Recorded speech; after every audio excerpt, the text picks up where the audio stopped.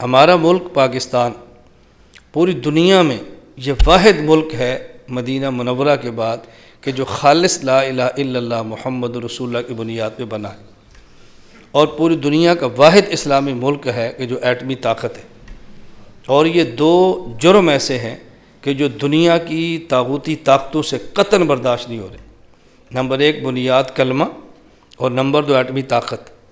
اب اس کا حل کیا ہے؟ اس کلمے اور ایٹمی طاقت کو آپس میں لڑاؤ۔ نہیں سمجھے؟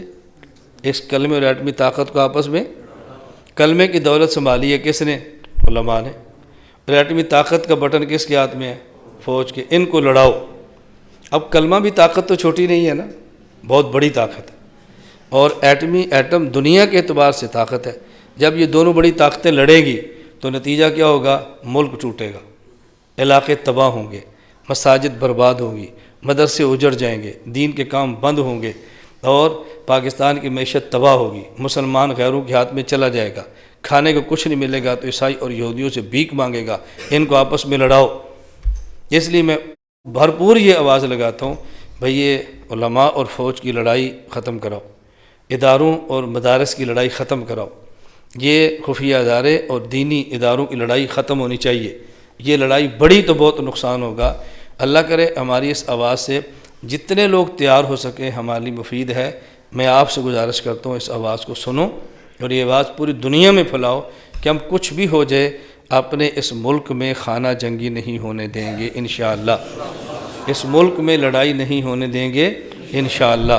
اور ہر وہ شخص جو اس ملک میں عسکریت کی بات کرتا ہے ہم اس کی بھرپور حوصلہ شکنی کرنی ہے انشاءاللہ۔ ابھی 2 دن قبل کی بات ہے، یہ ہمارے صادق اجلاس تھا اور وہ اخبار پہ چھپا، تصویروں کے ساتھ چھپا۔ میں نے اس میں خبر لگی تھی بھئی اپنے طلباء کو تربیت کرو، ان کو علم پڑھاؤ، ان کو باتیں سمجھاؤ، اخلاق ان کے ٹھیک رکھو، عسکریت سے دور رکھو۔ اور اس پر یہاں ایک ساتھی کا فون آ گیا کہ آپ کہتے ہو عسکریت سے دور رکھو، تم جہاد کے دشمن ہو۔ میں نے کہا نہیں، جہاد کے دشمن نہیں ہیں، پاکستان میں عسکریت کو دور رکھو۔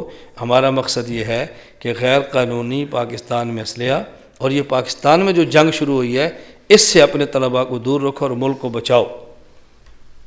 تو ہم یہ آواز لگا رہے ہیں اور بڑی کھلے عام بات کہہ رہے ہیں۔ اگر آپ سمجھتے ہیں کہ پاکستان اسلام کا قلعہ رہے اور پاکستان سے دین پوری دنیا میں پھیلے، اس کا حل یہ ہے کہ پاکستان کو خانہ جنگی سے اور پاکستان کو لڑائی سے بچاؤ۔ آپ اس کا پورا اہتمام کریں گے نا بھی انشاءاللہ؟ یہ آواز پہنچاؤ، اللہ پاک جتنی بھی توفیق عطا فرمائے، اس کی بھرپور جتنی اللہ توفیق عطا فرمائے، آپ اس بات کو دنیا میں پھیلاؤ۔